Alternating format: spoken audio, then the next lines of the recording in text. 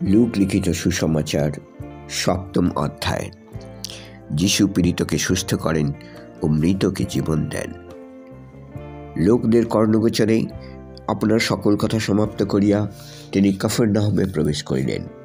তখন একজন শতপতির একটি দাস পীড়িত হইয়া মৃতপ্রায় হইয়াছিল। সে তাহার প্রিয় পাত্র ছিল।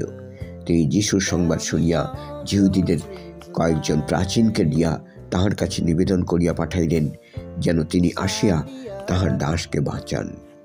তাহারা যিশুর কাছে আসিয়া আগ্রহপূর্বক বিনীত করিয়া বলিতে লাগিলেন, আপনি যে তাহার জন্য এই কার্য করেন, তিনি তাহার যোগ্য, কেননা তিনি আমাদের জাতিকে প্রেম করেন, আর আমাদের সমাজগৃহ তিনি আপন নির্মাণ করিয়া দিয়াছেন। যিশু তাহাদের সঙ্গে গমন করিলেন, আর তিনি বাটির অনেক দূরে থাকিতেই শতপতি কয়েকজন বন্ধুক দ্বারা তাহাকে বলিয়া পাঠাইলেন, প্রভু, আপনাকে কষ্ট দিবেন না, কেননা আমি এমন যোগ্য নই যে আপনি আমার ছাদের নিচে আইসেন। সেই জন্য আমাকেও আপনার নিকটে আসিবার যোগ্য বুঝিলাম না। আপনি বাক্যে বলুন, তাহাতেই আমার দাস সুস্থ হইবে, কারণ আমিও কর্তৃত্বের অধীনে নিযুক্ত লোক। আমার সেনাগণ আমার অধীন, আর আমি তাহাদের একজনকে যাও বলিলে সে যায়, এবং অন্যকে আইস বলিলে সে আইসে, আর আমার দাসকে এই কর্ম কর বলিলে সে তাহা করে। এই সকল কথা শুনিয়া যিশু তাহার বিষয়ে আশ্চর্য জ্ঞান করিলেন, এবং যে লোকসমূহ তাহার পশ্চাৎ আসিতেছিল, তিনি তাহাদের দিকে ফিরিয়া কহিলেন, আমি তোমাদেরকে বলিতেছি, ইসরায়েলের মধ্যেও এত বড় বিশ্বাস দেখিতে পাই নাই। পরে যাহাদিগকে পাঠানো হইয়াছিল, তাহারা গৃহে ফিরিয়া গিয়া সেই দাসকে সুস্থ দেখিতে পাইলেন। কিছুকাল পরে তিনি নাইন নামক নগরে যাত্রা করিলেন, এবং তাহার সঙ্গে শিষ্যেরা ও বিস্তর লোক তাহার সঙ্গে যাইতেছিল। যখন তিনি নগর দ্বারের নিকটবর্তী হইলেন, দেখো, লোকেরা একটি মরা মানুষকে বহন করিয়া বাহিরে লইয়া যাইতেছিল। সে আপন মাতার একমাত্র পুত্র, এবং সেই মাতা বিধবা, আর নগরের অনেক লোক তাহার সঙ্গে ছিল। তাহাকে দেখিয়া প্রভু তাহার প্রতি করুণাবিষ্ট হইলেন, এবং তাহাকে কহিলেন, কাঁদিও না। পরে নিকটে গিয়া খাট স্পর্শ করিলেন, আর বাহকেরা দাঁড়াইল। তিনি কহিলেন, হে যুবক, তোমাকে বলিতেছি, উঠো। তাহাতে সেই মরা মানুষটি উঠিয়া বসিল এবং কথা কহিতে লাগিল। পরে তিনি তাহাকে তাহার মাতার হস্তে সমর্পণ করিলেন। তখন সকলে ভয়গ্রস্ত হইল, এবং ঈশ্বরের গৌরব করিয়া বলিতে লাগিল, আমাদের মধ্যে একজন মহান ভাববাদীর উদয় হইয়াছে, আর ঈশ্বর আপন প্রজাদের তত্ত্বাবধান করিয়াছেন। পরে সমুদয় যিহুদিয়াতে এবং চারিদিকে সমস্ত অঞ্চলে তাহার বিষয়ে এই কথা ব্যাপিয়া গেল। যোহানের প্রশ্ন ও যিশুর উত্তর। আর যোহনের শিষ্যগণ তাহাকে এই সকল বিষয়ের সংবাদ দিল।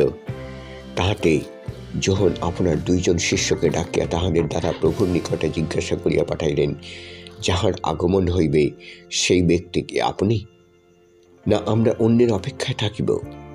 পরে সেই 2 ব্যক্তি তাহার কাছে আসিয়া বলিল, যোহন বাপ্তাইজক আমাদের দ্বারা আপনার কাছে এই কথা বলিয়া পাঠাইছেন, যাহার আগমন হইবে সেই ব্যক্তি কি আপনি, না আমরা অন্যের অপেক্ষায় থাকিব?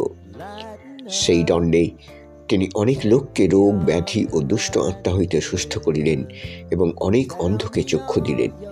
পরে তিনি ওই 2 জনকে এই উত্তর দিলেন, তোমরা যাও, যাহা দেখিলে ও শুনিলে তাহার সংবাদ যোহনকে দেও।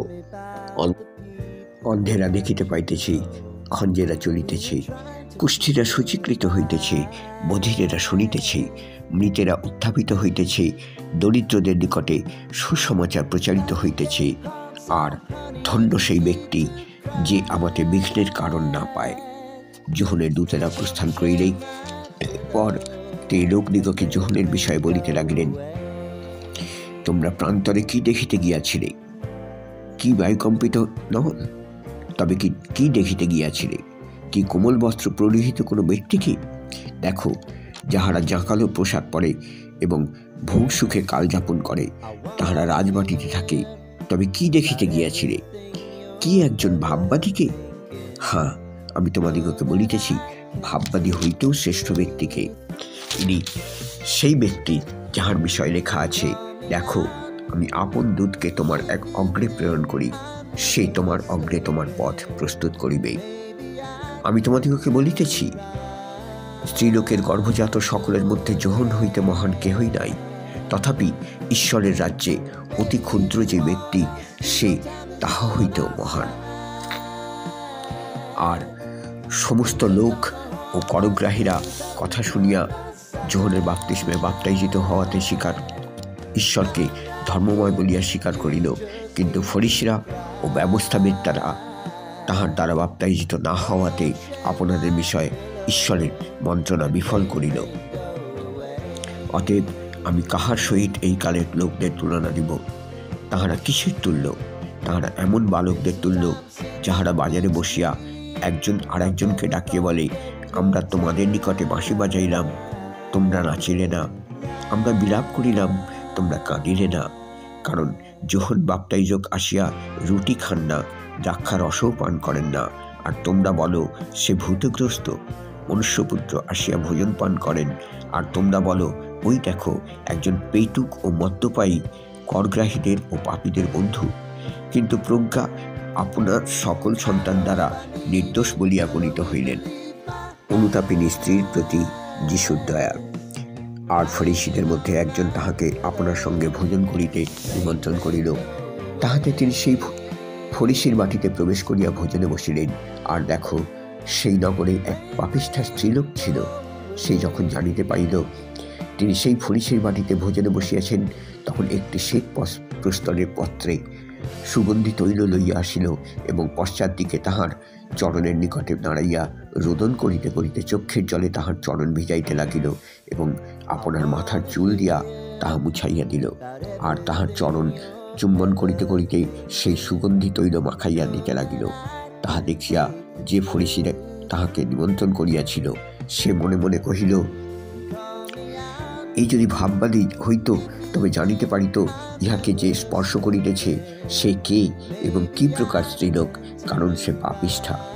তখন যীশু উত্তর করিয়া তাহাকে কহিলেন, সিমোন, তোমাকে আমার কিছু বলিবার আছে। সে কহিল, গুরু, বলুন।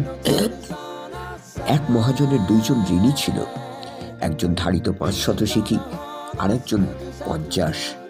তাহাদের পরিশোধ করিবার সঙ্গতি না থাকাতে তিনি উভয়কেই ক্ষমা করিলেন।